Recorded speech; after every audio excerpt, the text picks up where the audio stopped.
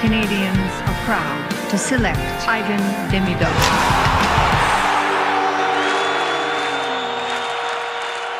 What's up, everybody, and welcome to another episode of the CURFEWBOYS podcast. Myself, Sammy, with my boys Zook and my cousin Chris. Hey now. Hey now. Hey now. Thank you so much for tuning in on a brand new one. If you're joining us on YouTube, thank you so much. If you like what you see and what you hear, please click like and subscribe. It's absolutely free. Share this with all your hockey fan friends out there. It is our way of feeling the love. If you're tuning in on Apple Podcasts, Spotify, or any other podcast platform, thank you once again. Give us an honest rating and review. It'll only make us better and grow from here. This episode of the CURFEWBOYS is sponsored by Habs Cave. Our boy Sunil probably has every man cave dream for Habs fans out there. Follow Habs Cave on Instagram for some of the best Montreal Canadiens memorabilia content. Sunil's an awesome guy, very active in the community of Montreal and within the Montreal Canadiens fan base. So give Habs Cave a follow on Instagram. And finally, by Mike's Barbecue Rub. My boy Mike back in RDP, who creates his own barbecue spice rub, good for your meats, your vegetables, your chickens, your fish, what have you. It's hot outside. It's barbecue season. Go on mikesbarbecuerub.com to get some of his fine product. He is also the only one who uses his spices for his brand kettle chips, which are absolutely amazing. Give Mike Barbecue Rub a follow on Instagram. Like I said, mikesbarbecuerub.com for more information and on his products. Last but not least, folks, don't forget to always rub your meat. I think I know which state is rubbing their meat. For good reason. God damn. Yep. My goodness. I don't know, man. It's been 32 years since the Montreal Canadiens have won the Stanley Cup. And it's been 32 years since a Canadian team in the National Hockey League has won a Stanley Cup. As much as it sucks for the Oilers, I feel for them. We're going to get right into it. But so far, no, hold on a sec. So far, Canada's Cup belongs to Montreal. We're still the reigning Canadian champions. That was never in doubt. How, on a scale of 0 to 10, though, let's be honest here. And there's a mutual feel. There's a, I don't know if it's mutual, but there's a, can I say general? There's a lot of people out there that are on the same boat as me. Like, I was ready to see the Edmonton Oilers win. I don't know if I necessarily, if they would have won, I think it would have been great for the Oilers, for Edmonton, for Canada. But for me, I really wanted two of the best players on this planet win it more than anything. I wanted Connor McDavid and I wanted Leon Draisaitl winning the Stanley. What do you mean why? Because I want to see the best win. I came on this show today because I wanted to ask you guys this question. Because even the shows that I missed, I kept hearing, "Oh, he deserves a win." But why does he deserve a win? Everybody says he deserves a win. Why? Because he's flashy. No, because he's one of the best players to. Okay, because why? Because he puts 150 points a season. Well, how players are good and never won a fucking cup in all sports? I'm saying. Okay. Why is it? It's just the way it is. It's like but let's dissect that. Lose. You're on the right side or on the wrong side. If he was on Florida, he would have won. He's not on Florida, so I'm sorry to say. It's like the Leafs. Why do they have a good team, but they can't win? Because they just can't. It's just the way it goes, you know? But there's a difference, though. Sorry, Chris. Let me just chime in here. There's a slight difference. Because he's so lucky we're not face-to-face. Go for it. We are face-to-face, virtually. You know what? Maybe we could say last year, when they lost last year, you could say, and imagine, Connor McDavid, he won the Conn Smythe. He was the best playoff MVP on the losing side. Not so much this year. Last year, you could say, okay, was it because maybe Florida had a bit more experience because the year before that they lost to Vegas, so maybe Florida learned how to win. Now everybody's expecting the same thing to happen, but this time for the Edmonton Oilers. They lost last year. Leon and Connor, they got their experience. Corey Perry, again. You know, Ryan Nugent-Hopkins, those guys, Bouchard, and let's put Skinner. You would think they all learned their lesson. You know what? This is not on the players. I think this time, right now, I think No. this is the fault on. I don't know if Chris Knobloch is to blame, but look what Florida did at the deadline. They went and get players. Who the fuck did the Oilers go get at the deadline? What did they do to improve their team at the deadline? I'll go double Well- check. Maybe I'm just having memory loss here. I don't remember. But when you go get Brad Marchand, the best, maybe the best player on the Boston Bruins, arguably with David Pastrnak, and then you go get Seth Jones. Did we remember how good he is?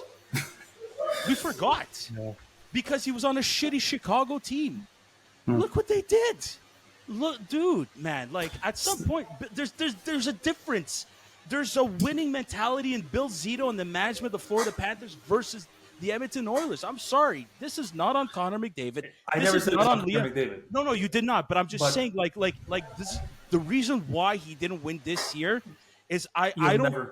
He'll never win in that team. Dude, as long as the same management, and Kevin Holland is gone, by the way, but as long as I still think management failed Connor McDavid and Leon Draisaitl. Go, Chris. So I'm gonna pick at what Zook said, more in terms of vocabulary. So Zook, you were saying, why does Connor McDavid deserve it? I don't think he necessarily deserves it. I think this is just a question of Sammy and I saying that we want to see it. So huge difference, which leads to potential argument's sake, but we want to see the best win. I think he did play out of his mind. He played incredible hockey. I think it was Absolutely. I don't know how many points. I don't know how many points he was ahead of. Forget Leon Draisaitl, but basically any player on any other team. Even though Sam Bennett had the most goals. All this to say is 33 points. Actually, they're both tied for 33 points. Unreal. for Draisaitl and McDavid. Yes, both at 33. Yeah, and then who's the third? Second, Sam Reinhart at 23 points. Tied for There you third go. with, So Evan, with Evan Bouchard on defense, 23 points. And how many and Matthew games Tkachuk. played? That's the other thing too. How many games played? Stand by here. Let me go get the actual Sorry, stats. that's a tough question. But 22 the other thing, like 33 points and 22 games played for both Leon and Connor. Sam Reinhart, 23 points and 21. Obviously, Evan Bouchard, 22 games. Carter Verhaeghe, too, 23. Matthew Tkachuk, 23 points. And then you had Mikko Rantanen at 22 and 18 games. But anyways, keep going. Yeah, I know the second thought is, yeah, I agree with what you're saying, Sam. We're gonna get into it in about 2 seconds, but Florida made all the necessary moves. I do not know what it's gonna take for Edmonton to wake the fuck up. Pardon my swearing, but they need to wake up and get a proper goaltender and at least 1 to 2 defensemen who know how to defend, because the number of defensive lapses and the number of bad goals that ended up influencing the outcome of multiple playoff games in multiple rounds. The Edmonton Oilers should have been a better rested team because they should have gotten through the rounds quicker. And Jeff Skinner played. He had some outstanding games. I got to give him that. But he also had some very bad games that he completely shot. Stuart Skinner. Why am I saying Jeff Skinner? Jeff Skinner is also on the team. He's also playing on the team. But yes, Stuart Skinner and Nets. Thank you for the correction. They really, really, really need a goaltender. And I'm sorry to say, Evan Bouchard and even Darnell Nurse, I don't care what they're putting up offensively, but those are not your pillars on the back end to backstop. The Florida Panthers had a field day. And the last note that I'm going to say, because this is exactly what I want to know from you guys, I do not think that there was a team, before Leafs fans get too excited and say they pushed them to 7 games, I don't think that there's a single team on this planet that was as well built as the Florida Panthers. I think the closest team to this Florida Panthers iteration was the 2010 Chicago Blackhawks when they had Dustin Byfuglien, Andrew Ladd, and guys that they had to get rid of that became respective captains on other teams and had a huge role in they were so It's a little different though, Chris, because Chicago built that team through draft a lot, whereas Florida they're piecing it together. Florida did so many trades. It's insane. Yeah, it's a little different. But you know what? This Florida, but again, that's management. They're great. taking those risks. Yeah, but also Sammy, it's not only risk, but players do want to play in Florida more than Edmonton, for example. Listen. So that helps. They are a product of their environment. I do get the sunny Florida. Dude. Listen, the whole tax thing. I'm gonna piss No. off a lot of our viewers. I don't buy it. Nothing Does to do it with help? tax. Does it help? Does it help? No. I think it does help when you're negotiating a contract to Matthew Tkachuk after trade. Guys, do you not realize? Like, say what you want about Matthew Tkachuk. Like, can you imagine if the Canadiens had Jonathan Huberdeau, 100-plus point player, and went trade for Matthew Tkachuk? We would have lost our freaking nuggets. We would have gone bananas. Bill Zito, I'm pretty sure it's Bill. I got to double check that. Whoever the GM was, if it wasn't Bill Zito, but I'm pretty sure it was, made that move and completely changed this franchise around. Yeah. 3 times in a row, Stanley Cup finalists, and you win back-to-back. This team Dynasty. is absolute. So to me, I think a dynasty is you need to win. For some reason, I have the number 3 in my head. I agree. Maybe it's because what the Canadiens did, what the Oilers did, Yeah, what it's the 3. Islanders did. But I mean, if they would have won 3 back-to-back, absolutely. But if they win another one in the next 2 seasons, I think yes, they are going to be Oh, you considered. could say they're a mini dynasty. I could if they win modern day day dynasty. dynasty. Or modern No, day dynasty, yeah. they're definitely there, man. Like I said, it depends. However, hockey fans want to Dude. view what is a modern day They dynasty. built 2010 plus, you have the Pittsburgh Penguins, you have the Chicago Blackhawks. Pittsburgh Penguins is actually LA. pre-2010, but nevertheless, and LA, LA Kicks. I know, and, but and dude, now 20, and then you have 2016, Tampa. 2016 and 2017, they won back did, to but back. But just to say, like I would say Pittsburgh also was in the finals twice in a row, Yep. late 20, just before 2010. But all that Yep. to say Yeah, is yeah, yeah. Pittsburgh, LA, Chicago. I'm sad to say it, but Tampa. Yep. And now I would add in Florida Panthers. I think those Yeah, are your 5 dynasties. Florida. Modern They're dynasties. just built But for the dude, they're playoffs. so Look, like, but here's a comparison. Sam Bennett making again $6 million on the cap. Darnell Nurse making $9 million on the cap. That does not make sense to me. Now, again, I understand different contracts coming from different managements, and just it's a mind you, they signed Darnell Nurse. I'm trying to remember if the Sam Bennett trade, if that came with them. But you see what I mean? It's just Kent Hughes needs to be careful about that, though. Having but those this types of is- contracts, like a Nurse. Gotta love the fact of no, where he was dude. coming from as an agent. Gotta love Dude, it. right now, Nick Suzuki, practically a 90-point player, getting paid only 7, like cap hit, not total salary, cap hit on the over just $7 million. Cole Caulfield just over $7 million. Slavkovsky, same thing. Caden Gooley's getting 6.5. He's not anywhere near the Darnell Nurse To me, money. the Lane Hudson contract is going to really determine how he's going to be able to pivot the next 5 years. Contractually speaking, I that's think so really too. interesting. I think so too. But again, the magic number, and it keeps being proven over and over again. The magic number is not surpassing the $10 million cap hit Totally. per contract. Bobrovsky's not over $10 million. He's at 10. Barkov, same thing. If they're at 10.5, okay, whatever, $500,000 difference on the cap hit, but they're not there. Nobody's making 11 plus. Toronto's got 4 guys that are. Toronto's got like 3 guys that are doing that. As much as McDavid and Draisaitl deserve that kind of cash, at least on the cap hit, they're not. You know what I mean? Look. You don't set yourself up to give you guys more. How is it that Sidney Crosby, the best player of our generation on the planet at that time, was only making $8.7 million? You know what I mean? And Malkin was making 9 or 9.5, something like that. They never had anybody making over $10 million. When Ovechkin won, he wasn't making over $10 million on the cap hit. Tampa Bay, same thing. Chicago, Chicago, 4 guys were making $10 million or less.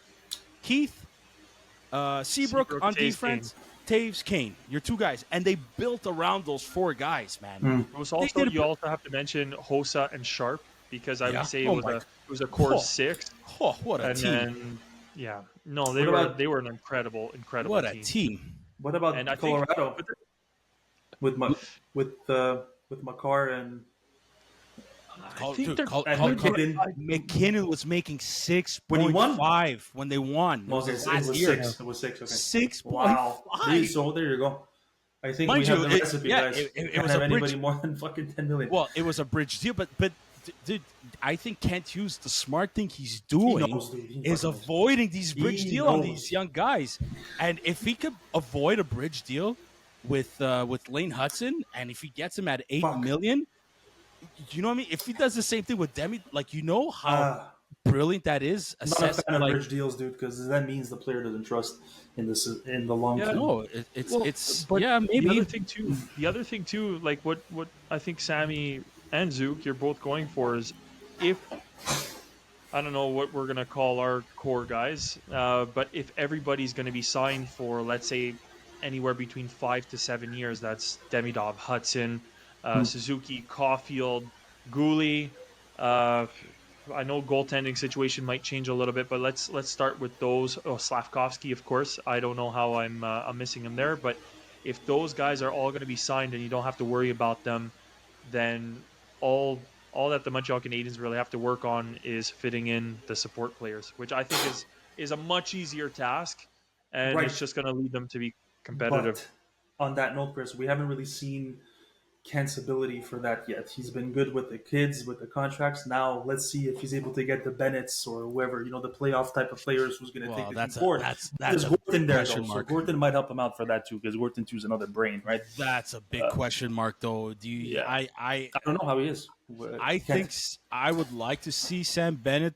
not become Bennett, a but you good- know what I mean, though. But like, No, but I mean, if I Those don't know, character I players. think he deserves. I think Sam Bennett He's- definitely deserves a he's gonna pay hit the raise. max. Yeah.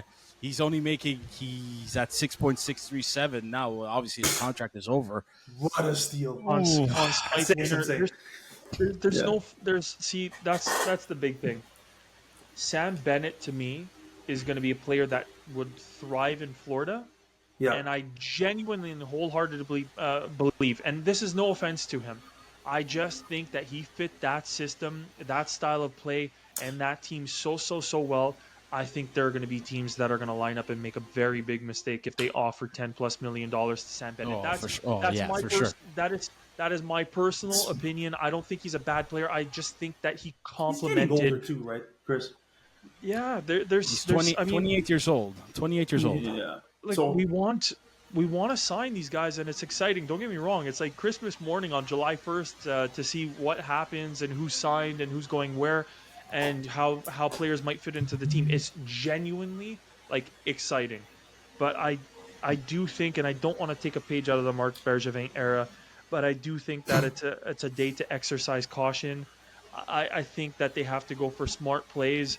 I think we have 95% of what we need already within our system, and we're just buying time so that everybody can get here and fall into their respective places. So for the love of God, Kent, I don't even think that I have to say it, but I just hope that he's very patient and maybe holds off on giving out some contracts. Here's the thing now.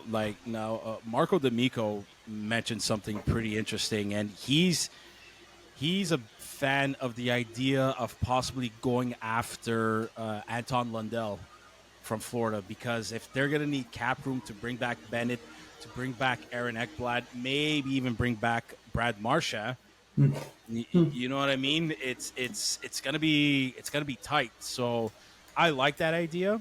I'd be curious to know if Kent Hughes, Jeff Gordon offer Sam Bennett anything at all. I mean, we're gonna find out. We'll find out soon enough. I mean, July 1st is around the corner, but I would offer Sam Bennett, and I think him winning the Conn Smythe, which he actually deserves. I thought it was going to go to Brad Marchand. It was between those two, but either way, I'm very, very happy for Sam Bennett. And what a year for him! Wins the Stanley Cup, wins the Four Nations Cup, wins the Stanley Cup again, wins the Conn Smythe. Like What a year for real. What Jesus. a year this guy, and congrats to Sam Reinhart again being elected to Team Canada for the Olympics. We'll get to that either later or on another episode. But it's this dude, this team. And part of me wonders if they don't bring back Sam Bennett, if Aaron Ekblad maybe test the market just because financially they can't get it done. I don't know if this team's going to be able to do it again. I don't know. I'd be curious to see if Florida goes back to the Stanley Cup Finals 4 years in a row. That's unheard of in this modern NHL era. That's insane. You know how taxing that is on the body. Like what did Matthew Tkachuk say? He got freaking wacko injury. Yeah, he had like some separated thing that was like completely off like the I bone. don't know if it was a hernia, like a ligament that just detached from his bone, and you play through that. This guy's an animal. Yeah. He's a fucking animal. Mm-hmm. But again, Matthew Tkachuk, I'm telling you, Matthew Tkachuk changed the face of this franchise. No. The other thing too, you're talking about Florida going back. There was one player who truly broke out in this playoff run, which makes a guy like Anton Lundell available. But Luosterainen, that kid was so damn good. He came out of absolutely like nowhere. He's just like 20. I think they were calling him Barkov Jr. or something like that during the run. 26 years old, 26 years old. He still has 2 years left at a $3 million cap hit. He was amazing. Nico Mikkola, like he's amazing. 1 year left on his deal. Oh, no, dude, but the thing, what made this team so successful was that all four lines were contributing. All four lines were contributing. That third line with Marsha, like how many? That fourth line, they hurt the Carolina Hurricanes, they hurt the Leafs, and they hurt the Oilers. Did you guys see Edmonton trying to take shots from the point? There wasn't even there were no shots that were going through. If they did go through, they weren't even on net. Like they the left them nothing. There was nothing. There was nothing. Yes, I don't think I've ever seen that level of dominance. I hate to say it, maybe Tampa against Montreal in the final with all the injuries. That hurts to say, but it was just completely one-sided. It was brutally one-sided. The game that Tampa won the cup, they only won 1-0. It's not like we got completely... No, for sure. But it just felt as though nothing, in the sense of scoring goals, you're taking a guy like you're taking the best offensive guys on the planet, two of them, especially one who's the top tier. He's the best, and he's again the only one who's scoring, and he's only able to put in like one goal in a given game. It was so sad. Like you said, it was an individual. I don't want to say individualistic, but it's just Nugent Hopkins didn't get it done. Evan Bouchard on the defensive side. No, Ekholm. Yeah, I mean, everybody. Where was McDavid the last game though? Yeah. You know what? He looked like Matthews for a few moments. Oh, did you hear what? It's too soon. I'm sorry. Did you hear what McDavid said in his post game? He's like, we tried to do the same fucking thing over and over again. It wasn't working. Is that a shot to the coach? Right. I don't want to be an Anthony here and look at small details. Yeah, well, that's a small detail to look at. But if Anthony were here, he might have been onto something, and I might tend to agree with that. I think that's a message saying we try to do the same thing, like basically without saying it, the definition of insanity, doing the same thing over and over and expecting a different result. Right. And I really thought so that comeback game where Edmonton was down 3-0 and ended up winning in overtime. I really, really thought that was a turning point. But then I said to myself, it's like, okay. It would have been a turning point against most teams. Probably. But then if you look at this Florida team, it's like insane. They don't mess up twice in a row. Okay.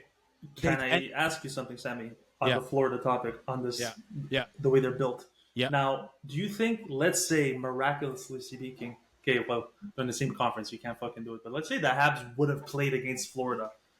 To me, the Habs fit really well with their style of game. We won 4 straight in the season. We swept them this year. We swept them. So had that translated in the playoffs, could it be? Or are the playoffs just a totally a different animal? And dude, guys, that's one other argument, right? But I love my Montreal Canadiens. And we somewhat have bragging rights saying we swept the back-to-back Stanley Cup champions during the Of course. regular season. But it's a Guys, different season, right? guys, Yeah, I know, guys, I know, guys, Yeah, guys. it wouldn't have happened. We're There's not no far, chance. guys. We're not far. Like I said, you put in a 2-3 of those character players that However, can bring you leadership. I'm under the impression, and I'm willing to bet something My on left body. nut. Okay. Sure, I'll win. That Marty is sort of studying this team and actually sort of studying the style of Paul Maurice a little bit. Yeah, you could probably, of course, dude. He's like you said, he's a student of the game. Because Right? Marty? Florida does play a little bit of a man-on-man coverage, but they also have, I don't want to call it a hybrid system. It's just they give you nothing. They give you nothing. Like, their defensive I don't know if coverage that's a is Maurice so, thing, though. well, I really don't. I think he definitely has a part to play. It just works. It works with That those didn't players. work when he was in Florida, in Toronto. I mean, Well, look at the team he had. right. Look But at that's what you I'm saying. can't A compare. lot of it goes down to the players. or the And title Florida, players. if Florida, they burn you out just by controlling the puck in the zone. They have size too. Come on. They're big. Yeah. They're big. They're a big team. Habs don't though. have fucking size. See, that's the thing with Habs. They can I'm- play man on man, but what I do we love- have size wise? I love Cole Caulfield and I love Lane Hudson. There's no doubt about it. Dude, no more. A lot No of more. our weight is gone, right, for next season because of Savard. He was the heaviest fat, like no pun. He's but a big he, guy. he was Has to well, be boy, present. weight wise. Jack guy's got to continue playing He's the only big. one, and they better play him. I mean, Logan Mayu's a big kid. Logan Mayu's not a small kid. He's No, not a he's small not. guy. But he's got to use his size a little bit. But again, we're gonna will. get to that another time. But dude, this Florian. Florida, Florian. well, he's got to It's put gonna on. make- They got to put on their man strength. That's what they have to. No, it's serious. That's what Pascal Vincent Yeah, said. it's It's gonna come. But one but summer of training, boy. Let's go. I hope, I seriously hope, and there's probably 29 or 30 other coaches and general managers out there that are looking to take a page out of the Florida Panthers playbook in terms of coaching and in terms of asset management and to just me, the more the asset overall. Yeah. Absolutely. There's a lot of good coaches. out there. This is a call from the heart. Simona Jacki, please double up on those eggs. I was gonna say that. Feed that Florian is eating. He is the key.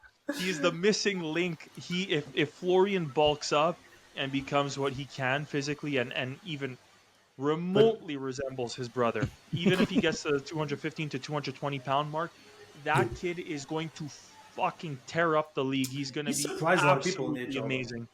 Yeah. I think he's going to be NHL ready. It's a question In a of year? time. It's a matter of time.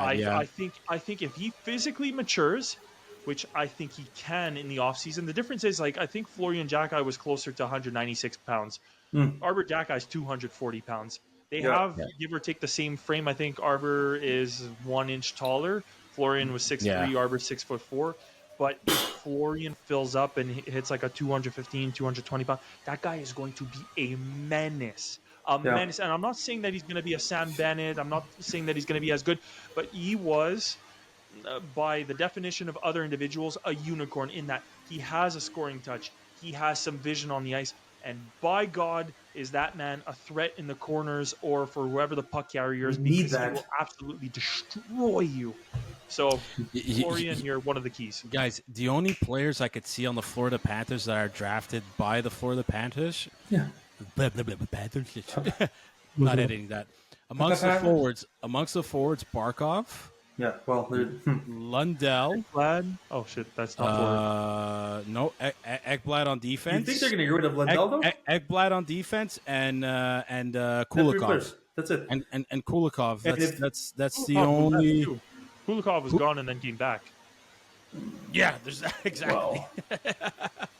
Exactly, dude. Everybody else, they just traded for them. They don't have any Wow. first round picks until 2028, but they don't care. They won. They're back-to-back champs. Also, guys, you know, this is going to piss off a lot of fans, but what's the last name of the GM? Bill Zito, man. Italian, bro. Who's his That's why. who's his personal advisor? Luongo. Ooh, See, it another takes Paisano. Italians, fuck. Takes it. Hey, Gennaro Gattuso Dude, to the the great Italian builders. listeners. The great To all you builders. Canadians out there that try to build a team, nah. It's Italians that really didn't know how to do this shit. I want to ask a bit of a final question regarding Connor McDavid. Anthony and we discussed this a couple of episodes ago. He's got 1 year left on his contract. Like, I think don't even go there. if I Don't was an Edmonton Oilers fan, I'd be worried. Yeah. There, I'd be you think the freaking team is going to worried right dissolve at now. one point? Oh my god, jeez, I don't know, dude. I gotta double check. I'm stuttering here. This isn't looking good, man. Everybody, the only one that's locked in long term is Leon Draisaitl. McDavid's got 1 year left. Zach Hyman. I have to say this though. Zach Hyman not being in the lineup really hurt the Edmonton Oilers. Because who knows what could have been if Zach Hyman doesn't get injured. Right. The guy that was leading in hits all playoff long, but Zach Hyman 3 years left. Okay, Ryan Nugent-Hopkins 4 years left. Evander Kane, Victor Arvidsson, Adam Henrique 1 year left. Vasily Podolzin 1 year left. But Jeff Skinner, Corey Perry, Connor Brown, Kasperi Kaepernick, Trent Frederick, all free agents. Evan Bouchard as an RFA. God knows what the heck he's gonna ask for, but I don't know, man. Like, I really don't know. I'm not worried about McDavid leaving Edmonton, to be honest, unless these guys don't start to make the necessary moves. Like, I think it's 2 years back to back that these poor guys, the two guys, are not supported whatsoever. No. I would worry as an Edmonton fan if, number one, there's no goaltender movement, there's nothing of the sort, and if they don't go get proper help. Because this patch job like Montreal Roads that we have that's going on is going to absolutely destroy the relationship. But at the same time, Edmonton's going to do whatever. Like, you don't let the best player in the world walk. I know you trade Gretzky, but you'll never let a guy like that walk, no matter what it takes. Even if they have to sign him and trade him, he's not walking for nothing. Imagine your request is a trade, or imagine he one more playoff run, goes into free agency, Montreal Canadiens offer him a contract. I think he'll wait a year. You never know. No. Carey Price's contract comes to an end. Maybe we could afford him. Oh, Jesus. You never There you go. know. That's another But that's- player that never won a cup, right? So there's a lot of goats that don't win the cup, guys. Yeah, I know, but again, the good thing about hockey is that you don't tarnish a player's reputation throughout his career if he doesn't win. Like there's lots of Dude, Hall he's of still Famers. hands down the most skilled player I've ever seen. Yeah, but like compared But- to other sports, like compared to basketball, like them, like winning one championship is not enough. And I get it's a different Culture. setting, different culture, different everything. But anyways, but that wraps up. To me, this NHL season was pretty damn exciting. Like, It's on the up, man. It's definitely on the up. I really think so. Like, we had, the Four Nations Cup, which was an absolute Yeah. success. They need to keep this going, though. The countdown of Ovechkin breaking Wayne Gretzky's record for most goals in the NHL history, and you know what they're missing? last but not least, our boys coming down to the wire, making the Stanley Cup Finals in the middle of a rebuild. Do you know what's missing, though? Like in the hockey world, including Russia in these tournaments, in these things. That could add another dimension. They're good players. These poor athletes. You know, It's again, it's it would be exciting to see another dynamic out there. I think right now a lot of people would like to see it. It's a whole political issue that I don't want to get into, and it's you know what I mean, because they're like, I look back at the last Olympics, like there was that whole scandal of the steroids that they got caught or something like that. So the athletes decided to do their own like independent team or whatever in the Russian independent group or whatever the heck they were called. Unknowns. It was what? No, it was like unflagged or whatever. It was weird. It was like a Yeah, weird symbol. it was like independent athletes of Russia Or or the that, yeah. Russian Olympic Committee. So I think that's it. what they were. The Russian Olympic Committee. Like That's it. I would like to see that. I think, especially for hockey, because I think there would be a better challenge for like Canada and the United States and Finland. It's a true representative, right? But anyways, that's a whole other bullshit that I don't want to get into. But no, but you're right. This year hockey's been bloody exciting, dude, in all fronts. This just I'm these surprised too, playoffs. like all the marketing of it was well done this year. It also helps to the rebuilding documentary and things that this team is doing that a lot now too, which is making us see the back scenes, the back of house scenes of how the inner workings of a team. That's what we want to see as fans. Dude, I can't wait for that next season. Not just the rebuild, but of that prime season. Like, I can't wait for that. Like, are we gonna see like another Connor McDavid speech? Like, right fucking now. Like, are we gonna see like a part 2 of it or something? I don't know. You're gonna see Marchand. You're gonna see Marchand in the dressing room. Well, dude, who said it? I think Sam Bennett said like, like a lot of us were like, we're following your lead on this. Oh well. Like, and isn't it amazing how Brad Marchand give him a different jersey and we actually love him? Like, he's still a rat, but he's still love. Like, I'm just saying, I'm ready. I'm ready to stir the pot here once again. Like, I'm happy for Brad Marchand. Listen, get rid of that Bruins jersey, and it's like, know what? Right, but how many times, Sam, that we used to say, for example, when we were playing against the Bruins and Marchand was there in the Bruins, we were like, if it wasn't for that jersey, like, damn, he's a good fucking player. You know what I'm saying? Oh, 1,000%. In terms of his role, what he brought, we wouldn't want that in the Habs. Like, we do 100%. Have a cheaper version in Gallagher in a sense, but like, it seems to be that when he's in the right place, in the right type of game, it's like 37 years old. He's still good. At the same time, boys, let's not forget who he was versus who he is now. Right now, he's playing hockey. And for the past few seasons, in the last seasons where Bergeron was still playing, Marchand was playing hockey and putting up points. When he was younger, he was fucking licking players. He was doing all sorts of stupid shit. Like, he was a lot dirtier. Yeah, because he had... Well, who was protecting him? He had Zdeno Chara and Sean Thornton protecting him. I agree, but he was a true rat at the beginning of his career, and he grew into a very highly skilled hockey player, and he focused on playing hockey and not like chirping and guys off their game. Fine, but like he was really pushing boundaries and doing some really, really, really like weird stuff on the ice, and even what was it him who ducked down and not slew-footed, but had the hip check on somebody. Like where he landed on his freaking neck, and like that was horrible. That was what he was like, and that's why I say, I don't hate him anymore. I have a lot more respect for him, but he's not the same a-hole on the ice. I will take him this year. Perhaps. What? Can you imagine? That would send everyone fucking going ballistic, but never come here. No, he never will. No, it's curious to see, but my goodness, I think we could end it on that note. Like, just back-to-back champs, man. What a team.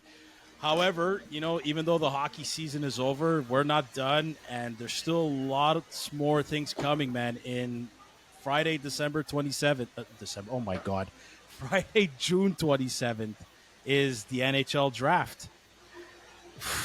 I mean, we're definitely going to come back that week. Probably. We're gonna come up with a prediction to see what happens. We'll see what's gonna do. But when is this episode? I'm definitely gonna make it. I mean, we'll figure it out. We're gonna run it by our scheduling department and HR. Come on. We're gonna run it by HR and our scheduling department. So I look forward to talking about that, and I can't wait to, like, even me, I still don't know what they're gonna do, but we're definitely gonna come back with our predictions and whatnot. I don't think Kent knows yet. Oh, but you never. Anything could happen from now till then, man. The trade season is back on, baby. Like, teams could start making trades now, to the best of my memory, and there's still free agent. We'll see if any breaking news out there for like free agent signings come up, or before they reach free agency on July 1st. Who said it out of us guys? I think that there's going to be a bigger splash at the draft than there will be at free agency for the Montreal Canadiens. That's my bold prediction in advance. Yeah, I don't know. But now the latest thing I saw was that if Claude Giroux doesn't get a deal done with Ottawa, he actually might heavily consider coming to Montreal just to stay closer to home to his family. Oh, I would have won him. Briere 2.0. Yeah, for real. That's not such a bad thing, actually. And he's a centerman. No, I'm not complaining, but I just like sometimes when I hear Center. that, sometimes it pisses me off because we have players like that. Like even Le Cavalier, I know he's with the organization right now, and all the respect to him, but remember him choosing LA over coming to Montreal and stuff like that. I'm so tired of getting our boys who loved, and I understand there's a whole dynamic and there's all sorts of pressure, and like there are people like us who are talking hockey in like late afternoon, all that stuff. Focus on the Montreal Canadiens. I know it comes with all sorts of pressure. I completely understand. I should say I don't understand just how bad it can get. But this much I will say, I am freaking tired about getting guys like that when they're not washed, but on the end of their careers. Yeah, it's just it sucks. I wish we had some of the best of their play. That's all. I understand that, but anyways, we are going to discuss that in a future episode. This is all I have, boys. I don't know if you have anything else. This is a story she wrote. This is the way she wrote. And the way she wrote, the Stanley Cup champions are once again the Florida Panthers back-to-back. Congratulations to everyone in the organization, the players, coaches, management, staff. Well done. All of them. Congrats. You deserve it. Sunshine, Florida, sunny Florida. Party it up. Actually, there was a lot of posts of them partying it up. Nate Schmidt partying it up with random people in the streets, man. It's awesome. It's good to see. It's good for hockey. I truly believe that. It's amazing. 70+ people showed up. Crazy. Awesome. Hey, that's the greatest experience for those 70+ people ever. For real. Thank you once again for tuning in to another episode of the Curfew Boys. Like once again, if you watched us on YouTube, please click like and subscribe. It's absolutely free. And share this with your hockey friends and Montreal Canadiens friends out there on Apple Podcasts, Spotify, and any other podcast platform. Thank you so much. And please like and subscribe or follow or give us an honest rating and review. We truly appreciate it. A big thank you to our sponsors, Habs Cave and Mike's Barbecue Rum. Please give them a follow on Instagram. You can follow the Curfew Boys on Facebook, Twitter, Instagram, and TikTok. I am Sammy with Zook and Chris. Thank you all once again, and thank you boys for joining me this afternoon for this episode. Until then, bye now. Good night. Good night.